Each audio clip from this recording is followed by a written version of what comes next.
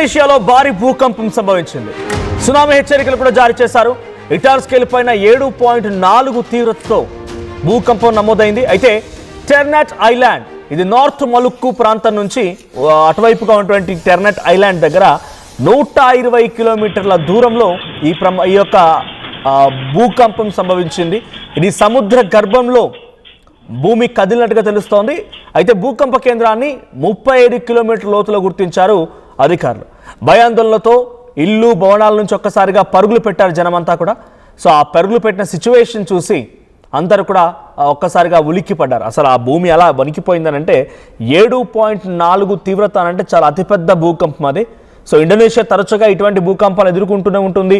3.2, 3, 4 ఈ రకంగా ఎదుర్కొంటూనే ఉంటుంది. బికాజ్ అక్కడ టెక్టానిక్ ప్లేట్స్ అంటే భూమి పొరలు చాలా దూరంగా ఉంటాయి. ఉదాహరణకి భారతదేశంలో ఎంత పెద్ద విస్తీర్ణంలో ఉందో, ఎక్కడో చిట్ట చివరన కింద హిందూ మహాసముద్రం, Arabian sea, bay of Bengal ఉన్నాయి. కానీ అక్కడ ఇండోనేషియా లాంటి ప్రాంతాల్లో ఎక్కువగా ఐలాండ్స్ ఉంటూ ఉంటాయి. కాబట్టి సో భూమికి మధ్యలో చాలా పెద్ద మొత్తంలో ఐలాండ్స్, సముద్రం ఉంది. సో దీంతో ఆ భూమి పొరల్లో వచ్చేటువంటి కదలికల నేపథ్యంలో తరచుగా భూకంపాలు వస్తూనే ఉన్నాయి. సో ఎప్పుడైతే ఇక్కడ ఈ ఇన్సిడెంట్ జరిగిందో, ఇండోనేషియాలో జరిగినటువంటి ఈ భూకంపం, ఇప్పుడు దీన్ని రింగ్ ఆఫ్ పసిఫిక్ అని ఉంటుంటారు. సో ఈ ప్రాంతం ఎక్కువగా పసిఫిక్ ఓషన్లో రింగ్ ఆఫ్ ఫైర్ అని చెప్తూ ఉంటారట దీన్ని. సో ఈ ప్రాంతంలో ఎక్కువగా భూకంపాలు వస్తూనే ఉంటాయి. కానీ ఈ మధ్య కాలంలో వచ్చినటువంటి అతిపెద్ద భూకంపం ఇది 7.4 తీవ్రతతో నమోదైంది. సముద్ర గర్భంలో వచ్చినటువంటి ఈ భూకంపంతో సునామీ హెచ్చరిక కూడా జారీ చేశారు. అటు ఫిలిప్పీన్స్కి, మలేషియాకి, తాయివాన్కి అండ్ జపాన్కి కూడా ఈ రకమైన హెచ్చరికలు జారీ చేశారు. సో ఇండోనేషియా కూడా సునామీ హెచ్చరికలు జారీ చేశారు. సో 4-5 దేశాలకి సునామీ హెచ్చరికలు జారీ చేశారు. సో ఎగ్జాక్ట్గా మీరు చూస్తున్న విజువల్ అన్ని కూడా ఇది ఇండోనేషియాకి సంబంధించినటువంటి ఐలాండ్ దగ్గర విజువల్ ఇది. సో టెర్నెట్ ఐలాండ్ అనే దానికి 120 కిలోమీటర్ దూరంలో సముద్ర గర్భంలో 7.4 తీవ్రతతోని 35 కిలోమీటర్ లోతులో భూకంప కేంద్రాన్ని గుర్తిస్తే దాని ప్రభావం ఇండోనేషియా పైన, జపాన్ పైన, ఫిలిప్పీన్స్ పైన, తైవాన్ పైన ఈ ప్రాంతాలకి సునామీ హెచ్చరికలను జారీ చేశారు. సో ఎప్పటికప్పుడు పరిస్థితిని అంచనా వేస్తున్నారు. ఇప్పటివరకు అయితే అక్కడ ఎటువంటి క్యాజువాలిటీస్ అంటే గాయాల పాలైన వారు కానీ, మరణాల సంఖ్య కానీ ఎటువంటిగా ఇంకా అఫీషియల్ అనౌన్స్మెంట్ చేయలేదు. బట్ ఒక్కటి మరణం సంభవించింది అన్నట్టుగా అటు అధికారులు చెప్తున్నారు. సో 2004లో కూడా సునామీ వచ్చింది ఇండోనేషియాలో. అప్పుడు వచ్చినటువంటి భారీ సునామీకి సంబంధించి అప్పుడు వచ్చినటువంటి సిచ్యువేషన్ ఎలా ఉంది, ఎన్ని డెత్ కౌంట్స్ ఉన్నాయి, ఎన్ని రకాల క్యాజువాలిటీస్ ఉన్నాయి, బహుశా మీరు వినే ఉంటారు. 2004లో వచ్చినటువంటి ఆ భూకంప తీవ్రత చాలా భయంకరమైనది. సో ఆ భయంకరమైనటువంటి భూకంపానికి సునామీ హెచ్చరికలు జారీ చేశారు. సునామీ వచ్చింది. అప్పుడు వచ్చినటువంటి భూకంపం సుమారుగా 9.5 తీవ్రతతో నమోదైంది. సుమారుగా 2,30,000 మంది మరణించారంట. 14 దేశాలకి దీని ప్రభావం కనిపించింది 2004లో చెప్తున్నాను మాట.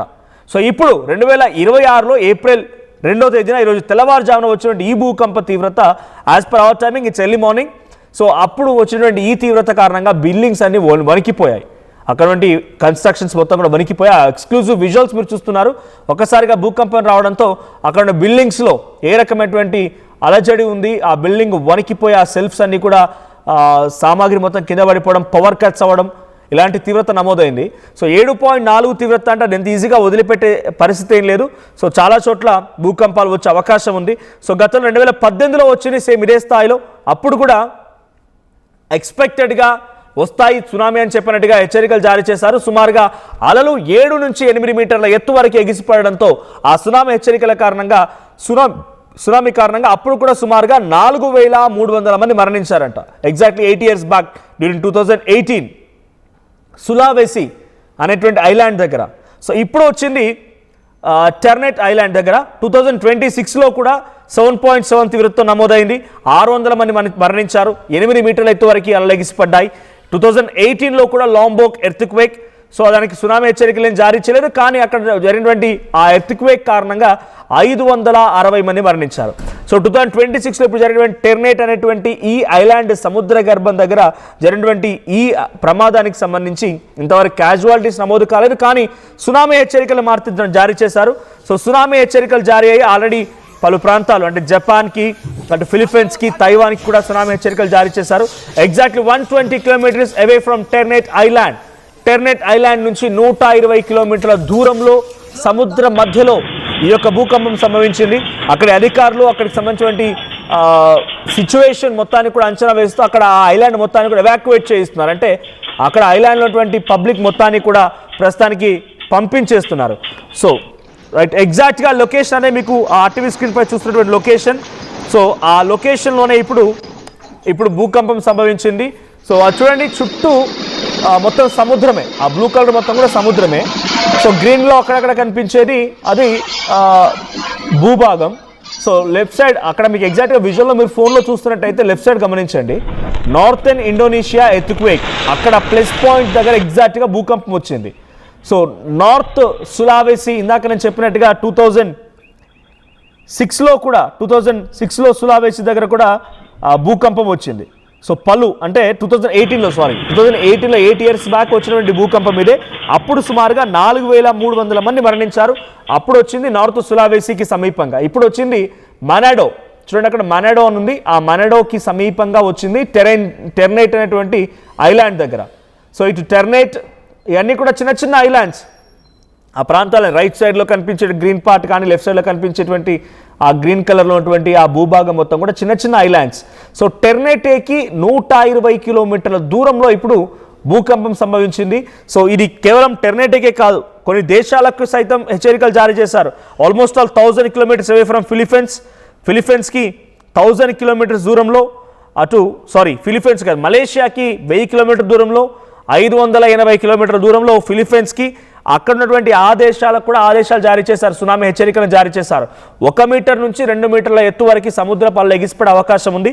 సో సమీప ప్రాంతాల ప్రజలను ఎవాక్యువేట్ చేయించమని చెప్పి ఇండోనేషియా ఇచ్చిన అలర్ట్తో అక్కడ కూడా అలర్ట్స్ జారీ చేశారంట.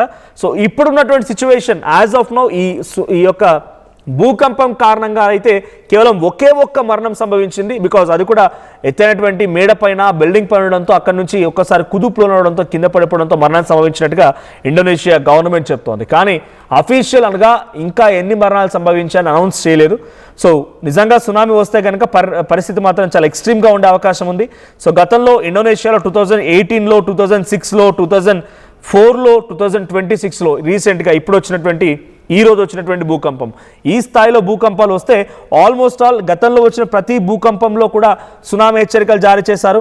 7 దాటిందంటే చాలు, 7.0 దాటిందంటే చాలు డెఫినెట్గా భూకంపానికి సంబంధించినటువంటి పరిణామాలతో సునామీ వచ్చే అవకాశం ఉన్నట్టుగా అధికారులు అంచనా వేస్తుంటారు. గతంలో వచ్చాయి కూడా, ఇప్పుడు కూడా మళ్ళీ వచ్చే అవకాశం ఉంది. ఒకసారి before I continue more information about this news, ఒకసారి మీరు ఆ విజువల్ చూడండి.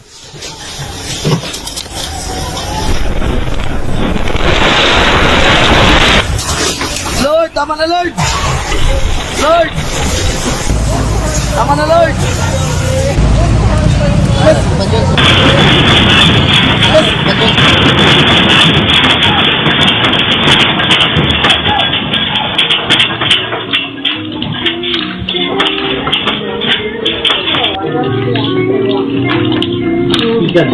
Ayo, ayo. Ayo, ayo.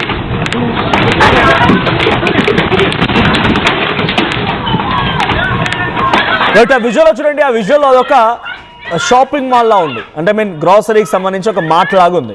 ఆ మార్ట్లో ఒక్కసారిగా భూకంపం రావడంతో అక్కడికి వచ్చిన కస్టమర్స్ కానీ అక్కడ ఉన్న సిబ్బంది కానీ ఎలా పరుగులు పెడుతున్నారు చూడండి. ఆ సెల్ఫ్స్లో ఆల్రెడీ నీట్గా ప్యాక్ చేసినటువంటి ఆ సామాన్లన్నీ కూడా పూర్తిగా, గ్రాసరీస్ అన్నీ కూడా పూర్తిగా నేల కొరుగుతూ ఉన్నాయి, కింద పడిపోతూ ఉన్నాయి. సో అక్కడ ఒక చిన్న పప్పీ డాగ్ కూడా ఉంది. సో ముందుగానే అలర్ట్ అయింది. బేసిక్గా చెప్తూ ఉంటారు చూసారా, ఏదైనా విపత్తు వచ్చినప్పుడు డాగ్స్ ముందుగా అలర్ట్ అవుతూ ఉంటాయని. అక్కడక్కడే తిరుగుతూ కొంత అలర్ట్ అయింది. కానీ ఆ మూమెంట్, ఆ షేక్ అయిన తర్వాత, భూమి అంతా కూడా ఒకసారి కదిలిన తర్వాత అక్కడ ప్రజలు ఫీల్ అవ్వగలిగారు దాన్ని. సో ఇక్కడ 2,10,000 మంది జనాభా ఉన్నారంట టెర్నైట్ ఐలాండ్లో. అక్కడ టూరిజం స్పాట్ అది. 2,10,000 మంది జనాలు ఉన్నారంట. వారందరూ కూడా ఇప్పుడు ఎవాక్యువేట్ చేయించే దిశగా అక్కడ ప్రభుత్వం ప్రయత్నం చేస్తోంది. మరి ఒకేసారి ఇంత పెద్ద మొత్తంలో ఉన్నటువంటి జనాన్ని తరలించడం అంటే చిన్న విషయం ఏం కాదు. 2,10,000 మంది ఉన్నటువంటి ఈ టెర్నైట్ ఐలాండ్ని ఎవాక్యువేట్ చేయించాలి. చుట్టుపక్కల పరిసర ప్రాంతాల్లో ఎంత మేరకు దీని ఎఫెక్ట్ ఉండబోతున్నటువంటి అంచనా కూడా వేయాలన్నట్టుగా అక్కడ గవర్నమెంట్ అనౌన్స్ చేసింది. సో నార్త్ మలుక్కు ప్రావిన్స్ ఇది. It's biggest city in the North Maluku province. So అక్కడ ఉన్నటువంటి రాష్ట్రాలు, ప్రావిన్స్ అంటే యాజ్ పర్ ఇండోనేషియా అది రాష్ట్రం అన్నట్టు. సో నార్త్ మలుక్కు రాష్ట్రంలోని ఒక బిగ్గెస్ట్ నగరం ఇది టెర్నైట్ అనేది. సో ఆ నగరంలో ఇప్పుడు భూకంపం సంభవించి 2,10,000 మంది జనం ఉన్నారు. సో వారంతా కూడా ఎవాక్యువేట్ చేయించే దిశగా ప్రయత్నం చేస్తోంది అక్కడి ప్రభుత్వం. సో 2018లో ఇదే మాదిరిగా లాంబోక్లో వచ్చిందంట, అది కూడా ఇదే రింగ్ ఆఫ్ ఫైర్. ఇదంటే రింగ్ ఆఫ్ ఫైర్ చెప్తున్నారు. ఒకసారి పీసీఆర్ ఆ లొకేషన్ మళ్ళీ ప్లే చేయండి.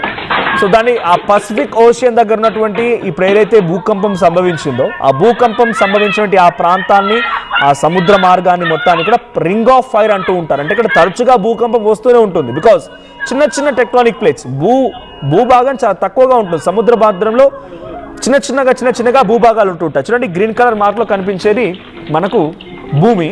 సో అటు రెడ్ కలర్ అదంతా కూడా ఇప్పుడు సముద్ర ఎఫెక్ట్ ఎక్కడి వరకు ఉంది ఏంటి అనేది. సో ఇంకోవైపు మీరు విజువల్లో గమనిస్తూ ఉంటే చూడండి చిన్నగా సో ఒక ప్రాంత హైదరాబాద్ అంట నగరం లేదంటే అంతకంటే చిన్న ప్రాంతంలాగా అక్కడ భూభాగాలు ఉంటూ ఉంటాయి. సో దీంతో ఏమైపోతూ ఉంటుంది, అక్కడ సముద్రంలో వచ్చినటువంటి మార్పుల కారణంగా టెక్టానిక్ ప్లేట్స్ కూడా కదులుతూ ఉంటాయి. అంటే భూమి కూడా కదులుతూ ఉంటుంది. దాని ద్వారా వచ్చేటువంటి భూకంపాలు ఇవన్నీ కూడా. సో ఇక్కడ కనిపించే ఈ రెడ్ కలర్ నుంచి ఆ చుట్టుపక్కల పరిసర ప్రాంతాలు మొత్తం సుమారుగా ఒక 500 to 600 కిలోమీటర్స్ వరకు మొత్తం దీన్ని కూడా రింగ్ ఆఫ్ ఫైర్ అంటూ ఉంటారండి. అంటే ఎప్పుడు కూడా ఒక ఆందోళన, అలజడి, ఎప్పుడు తరచుగా భూకంపాలు ప్రతిరోజు నిత్యం వచ్చేటువంటి ప్రాంతం ఇదంతా కూడా. కానీ ఎప్పుడైతే హైయెస్ట్గా నమోదవుతూ ఉంటుందో అప్పుడు మాత్రమే ఈ సునామీ హెచ్చరికలు జారీ అవుతూ ఉంటాయి. 7.4 తీవ్రతతో నమోదైనటువంటి ఈ భూకంప తీవ్రతతో ఇండోనేషియాలో, ఫిలిప్పైన్స్లో, మలేషియాలో, తాయివాన్లో ఈ ప్రాంతాల్లో ఒక్కసారిగా హైలైట్ జారీ చేశారు. అక్కడ కూడా సునామీ వచ్చే అవకాశం ఉన్నట్టుగా హెచ్చరికలు జారీ చేశారు. ఆల్రెడీ టెర్నైట్ అనేటువంటి ఈ ఐలాండ్లో ఉన్నటువంటి 2,10,000 మంది జనాన్ని అక్కడి నుంచి తరలించే ప్రయత్నం, దాంతోపాటుగా చుట్టుపక్కల ఐలాండ్స్లో నుంచి కూడా కొంత సముద్ర సమీపంగా ఉన్నటువంటి ప్రాంతాల నుంచి పబ్లిక్ని అలర్ట్ చేసి వారందరినీ ఎవాక్యువేట్ చేయించే ప్రయత్నం కూడా జరుగుతోంది. సో గతంలో కూడా ఇటువంటి మాదిరిగానే భూకంపాలు 7.0 దాటినప్పుడల్లా సునామీలు వచ్చాయి. ఆ సునామీ కారణంగా కొన్ని వేల మంది మరణించారు. మరి ఇప్పుడు పరిస్థితి ఎలా ఉంటుంది, దీని తీవ్రత ఎలా ఉంటుందో చూడాల్సిన అవసరం అయితే ఉంది.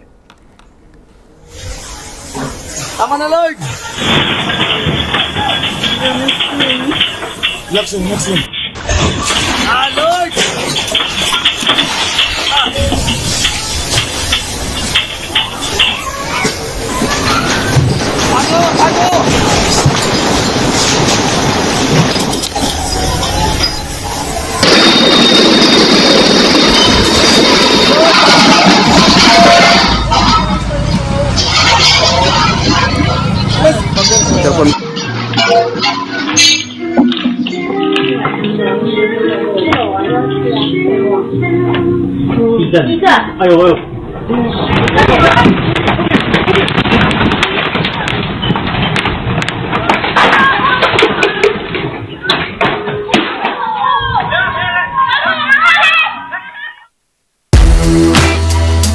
At KL, experience what it feels like to be a true engineer.